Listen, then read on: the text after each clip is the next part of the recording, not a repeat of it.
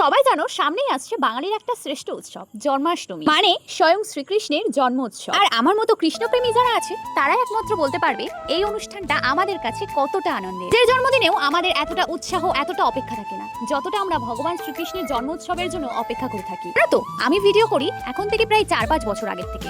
তখন থেকে প্রত্যেকবার জন্মাষ্টমীর আগে আমি একটা করে রাধা লুক ক্রিয়েট করতাম, কিন্তু তারও অনেক আগের থেকে মানে ছোট থেকেই আমি জন্মাষ্টমী পালন করতাম। জন্মাষ্টমীর দিন ভগবানকে তালের বড়া, লুচি, সুজি পায়েস ইত্যাদি করে দিতে আমার এত ভালো লাগতো আমি বলে বোঝাতে পারবো। আমি নিজেও অনেকবার রাধা লুক ক্রিয়েট করেছি, কিন্তু আমার খুব ইচ্ছে ছিল একবার কোনো মেকআপ আর্টিস্টের কাছ থেকে রাধা লুক ক্রিয়েট করব।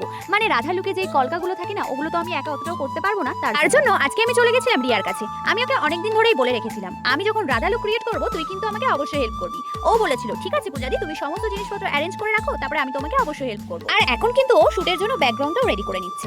যদিও আমি ওকে হেল্প করেছিলাম কিন্তু বেশিরভাগটাও নিজেই করেছে। আজকে আমার আউটফিটের প্রত্যেকটা জিনিস মানে শাড়ি, ব্লাউজ, জুয়েলারি প্রত্যেকটা কিন্তু আমি মিশর থেকে নিয়েছি।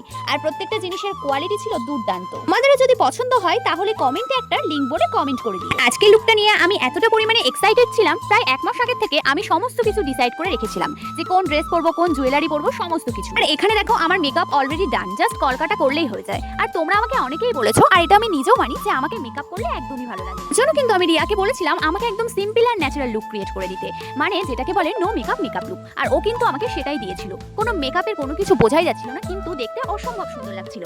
আমার কিন্তু আমার লুকটা খুব পছন্দ হয়েছে। তোমাদের কেমন লাগলো আমাকে কিন্তু জানাবে। তারপরে আমি শাড়ি আর জুয়েলারি পরে নিয়েছিলাম, যেটার কোনো ক্লিপ আমার নেওয়া হয়নি। তারপরে সমস্ত ব্যাগপত্র গুছিয়ে টাটা বাই বাই করে বাড়ি চলে এসেছিলাম। আজকে এই ভিডিওটা কেমন লাগলো জানাবে কিন্তু অবশ্যই।